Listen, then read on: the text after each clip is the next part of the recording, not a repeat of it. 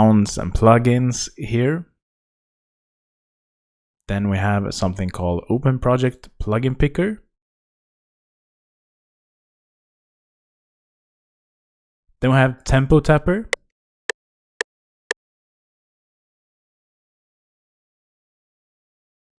And then you have Touch Controller.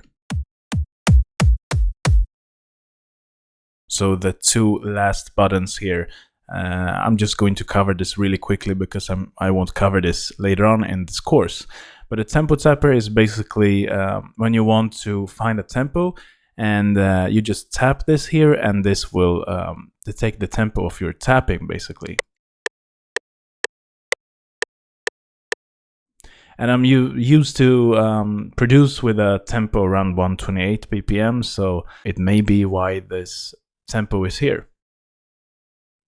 Then we have next one, touch control and touch controller here. Then we have the next one here, touch controller. This is like a MIDI keyboard, but with these touchpads here instead. You can also see the tonality of all of these touchpads here as well. And here is launch content library. So if I click on it here, that will load up a browser with Image Line's website, where we can find their own content library that we can download. Then you have online content and events, so you can find different news about FL Studio here. Then we have next section, so patterns. You can load up different patterns that you're going to create. So the patterns are basically just like clips that you can just browse out like that. And here we have the pattern selector, so you can select the different patterns that you're working with. And with patterns, if I click something on the arrangement here, let's say that I want some MIDI data from 5 here, let's say. I just click it like that. I can resize it and I can delete it by just right click my mouse. So I left click to create it and right click to delete it. And that is basically how you do everything in FL Studio. So if you're creating the MIDI data in piano roll, for instance, you click the left to create a MIDI, let's say a MIDI section or a MIDI data, and then you right click to just get rid of it. So let's say that this is just the first pattern. So as you can see, if I click here and there, or let's say that I click as much as I want, all of this is going to be linked to pattern 1. So pattern 1, let's get rid of all of these here. Pattern 1 is just because we have selected pattern 1 in the pattern selector.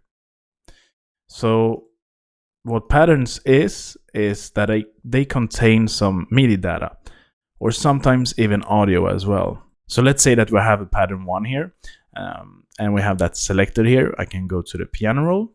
Now I can write out something. Let's say I have it like that. So now we have the pattern 1 here.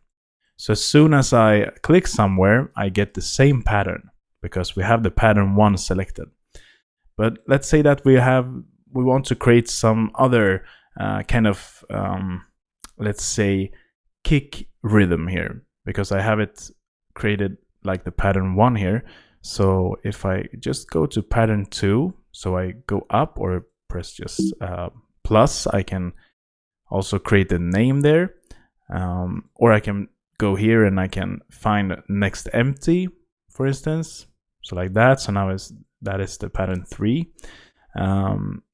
So now I can go to the piano roll. I can write out something else. Let's say I want that kind of pattern for the pattern 3.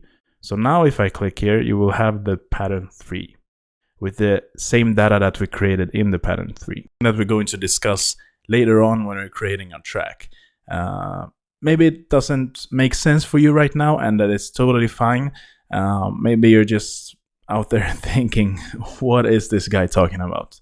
And I will tell you everything you need to know about patterns when we're creating music, because that is going to be the easiest way to explain how these patterns work. It's good to know for you that you have this pattern system introduced. I have these buttons here, as you can see: undo, open new audio editor, like that. One-click audio recording, you can get more help. You can save as new version, so save as. Then you have render as audio file. And then you have view project info. I see all of these buttons here as shortcuts.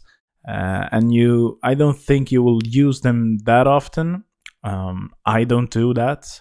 So yeah, but it's good to know that they are there. And if you want to, let's say, render as an audio file, and then you have that shortcut here. So that is actually really nice to have. Then we have the song position. So you can see the song position, or you can see minutes, seconds, like that. And then you have bars like this. Then we have the monitor, so you can see all of the audio that is outputted.